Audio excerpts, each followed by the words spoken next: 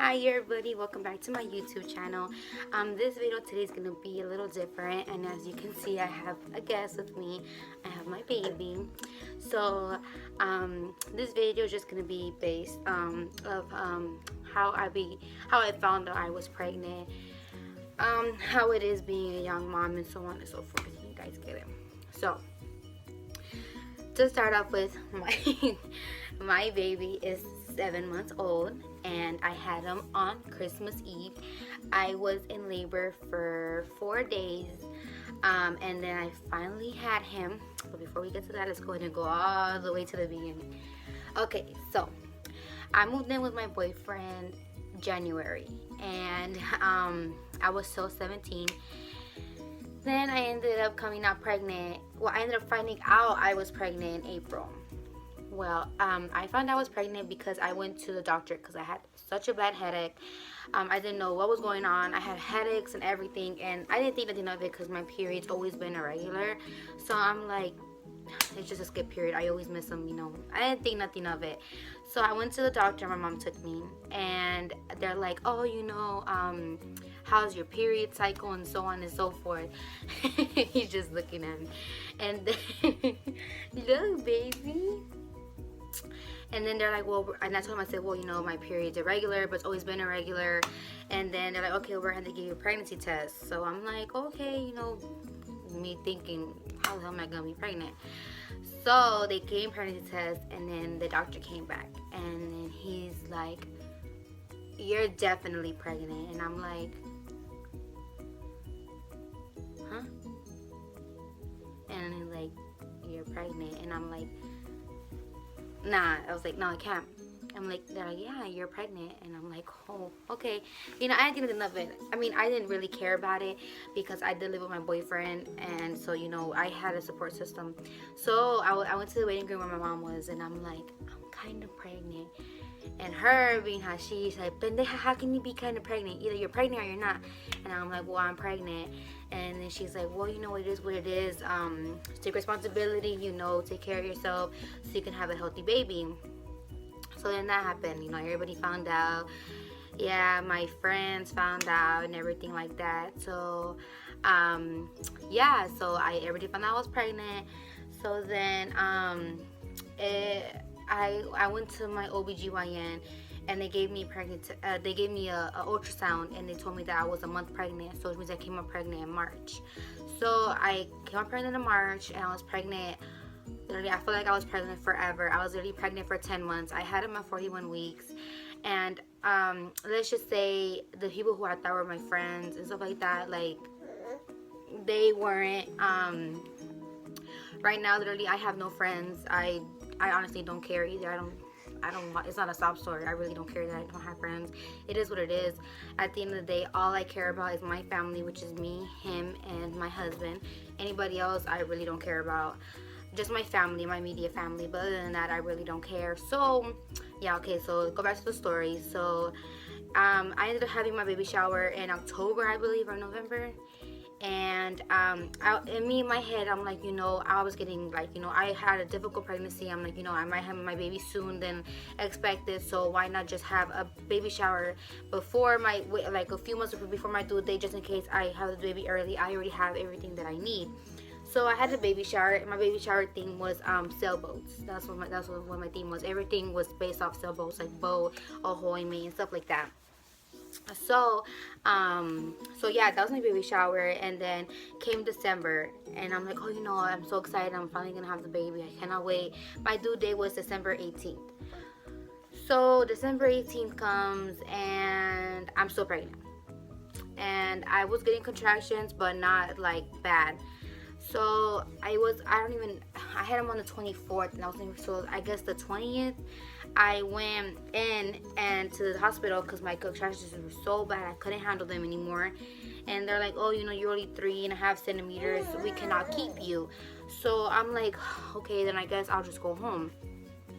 So I ended up going home, and Wednesday, Thursday, Friday, contractions back to back, horrible contractions. So my mucus plug came out on Friday.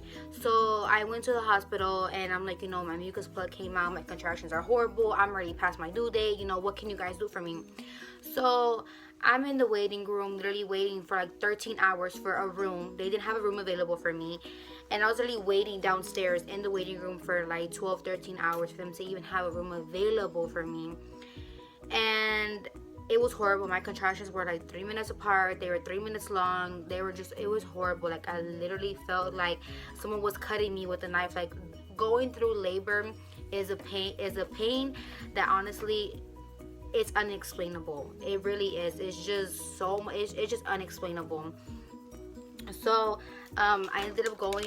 So I was just there waiting for a room, and they were literally sending pregnant girls home because the mom and delivery was just overpacked. You know, they didn't have no rooms available.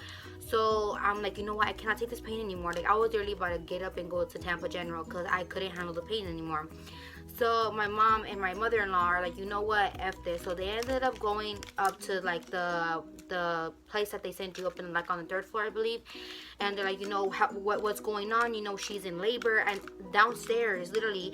And you guys, for 13 hours, and you guys still don't have a room available. Like, what is taking so long? And like, you know, we're doing the best that we can. This is, and I said, okay, well, she already signed up for a room. I already paid for my baby suite and everything. So I'm kind of like, I already paid. I already signed up. You guys were already expecting me, so why don't I have a room available? So finally they got my room available for me, and once I got in, I was already 6 centimeters, I believe. And I'm like, you know what, just go ahead and give me the epidural. I cannot take it. I've been in labor for 4 days. The pains are horrible. I just cannot. My body, I can't take it. So I ended up getting the epidural, and I literally fell asleep after they gave me the epidural. People were saying, you know, the epidural is horrible. It's so horrible. This and that. Literally, it feels like a pinch. And the contractions you have are worse than any pain. So I ended up getting the epidural, falling asleep. The doctors were coming in, checking me. I didn't feel nothing. I was out.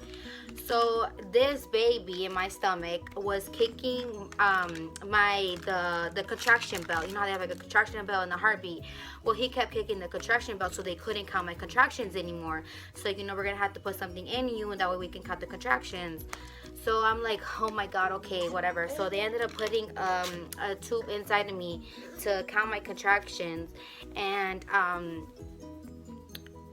then they had to put a, what's it called, a catheter? No, not a catheter. I don't know what it was. They put something in me, and then like it blew up like a bag or something. I don't even know what it was.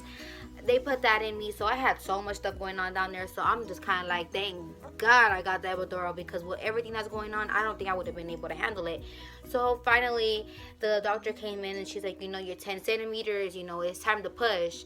So I'm like, you know what, hey, let's go ahead, let's do this. You know, I've been waiting forever. Let's go ahead and get this show on the road. So I started pushing, and I pushed for about 45 minutes. And then finally, my little angel was born. So they take him from me, and they put him right on like the plastic bed, like in the corner of the room, and they're stitching me up, you know, and everybody's like, oh, he's so cute, taking pictures, and I'm like, I want to see him. I want to see him. You know, you guys are all enjoying him, and I just had him. Like, I want to see him too. So she ends up putting him on me for like about maybe like 5 seconds. Like, oh, you know, we have to take him to NICU. There's something wrong, and I'm like, what do you mean there's something wrong? What's like? They didn't want to tell me what was going on. So they ended up rushing him to, first they had him in the nursery to count, because he had like something wrong with his breathing. So they ended up taking him to the nursery. I don't even know how long he was in there for, and then they took him to ICU right after. So everybody's coming in, you know, it's Christmas Eve. Everybody's like, oh, you know, I want to see the baby, this and that. And I'm like, I don't have him. They have him in NICU. I haven't even seen him. So much people were coming in to see him, you know, and I didn't even see him. So I had him at 8:01 in the morning, and I didn't see him until 5 o'clock in the afternoon. Yes. I was heartbroken. I didn't know what to think. I'm like, what's going on with my baby? Why did they take him from me? You know, I was so healthy during my pregnancy. I would eat fruit, walk, everything. Like, what in the world is going on? So I ended up talking to my doctor, and I'm like, what's wrong with him? Why did you guys take him from me? What's going on? So they're like, you know, he says he was in me for so long that he ended up eating his poop inside of me, and then it ended up causing a lung infection. And I'm like, what? Why? Like, I was depressed. So I went to see him at 5 with my boyfriend, And I seen him and my heart was broken. He was connected to so many tubes.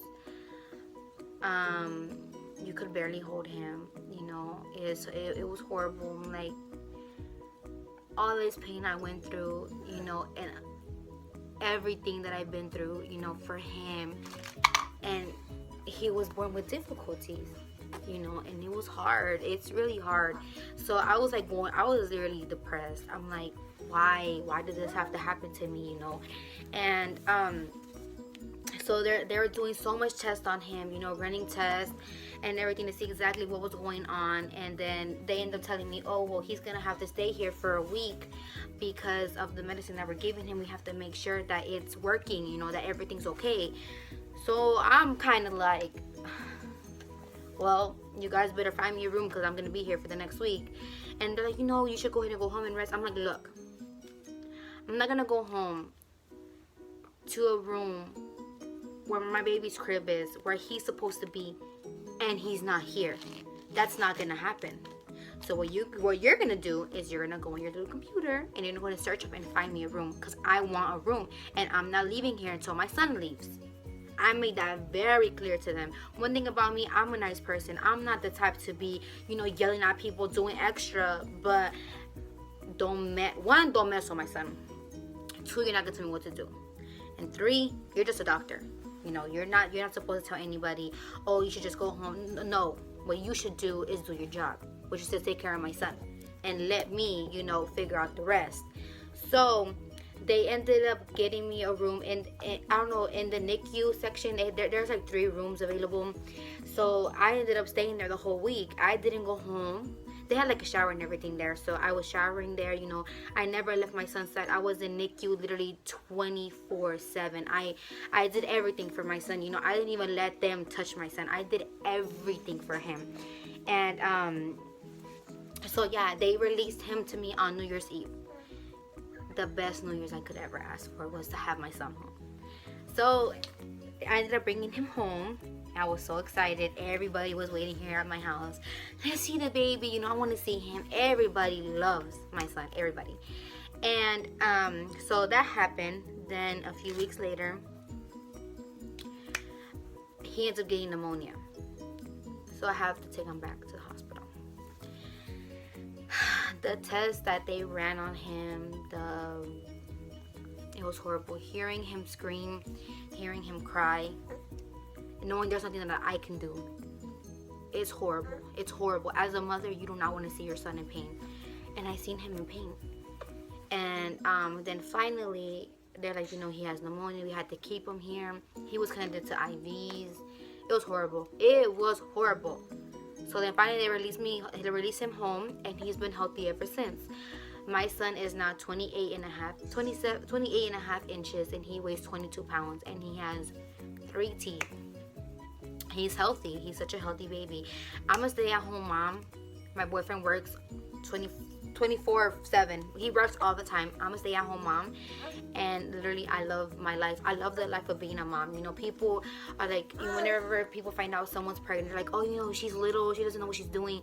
Yeah, we don't know what we're doing, but at the end of the day, nobody can say that I was never a bad mom. Of course, whenever you're going into a situation like that, of course you're not ready for it. But that's why you yourself mentally have to grow up and be like, you know what? I'm pregnant. I'm a mom now. Now I'm going to do what I have to do for my son. That's all. You know, it's not really like, you know, it's not really like, oh, I'm a mom now and I'm young, so just fuck it. I don't know what the fuck I'm going to do. No. You put your big girl shoes on, and you take care of your responsibilities, and you do what you have to do to make sure you and your son are healthy. And that's what I did. And my son is so healthy now. As you can see, he's healthy. He's literally the cutest little thing ever. I can just wrap him up in my arms and eat him, and just he just feels he has love everywhere he goes. Everybody loves my son on Snapchat. You know, if you have me on Snapchat, you know I'm always posting my son. It's all about my son. Yeah, cutie. It's all about me, CJ. It's all about me, CJ. So yeah, it is being a mom. And a lot of people didn't expect me to come out pregnant. They're like, oh, she's pregnant, you know, la la la. People can say what the fuck they want to say about me. I honestly don't really care what people have to say about me. I don't care if I have friends or not. I don't care. At the end of the day, this is all I'm worried about is this and my hubby. Anybody else, anything else, I don't care about. I really don't. I'm sorry, but I really don't. Just my YouTube too. I care about my YouTube and I care about my fans, you know. But I really appreciate you guys, you know, staying active with me and writing me, you know. And I want to do a quick video today, because I know I usually do makeup videos, but it takes me, I have to edit it and stuff like that. In this video I don't really have to edit it, I just post it. So I want to do something quick for you guys. So I went on my Snapchat and I'm like, you know, should I do a story time of how I came out I was pregnant? And my Instagram blew up, I mean my Snapchat blew up. Yeah, you know, you should do it, you know, we're interested, you know, I'm interested. I'm like, okay, you know what, let me go ahead and give you what you guys want. So this is the video of young mom, 18 and pregnant, how it is being a mom and stuff like that. So yeah, if you guys ever feel down, if you're a mom and you ever feel like the world's against you, if you ever feel like no one's on your side, go ahead and write me. I've been through it. I literally felt like nobody was on my side but my boyfriend. I feel like just him, you know.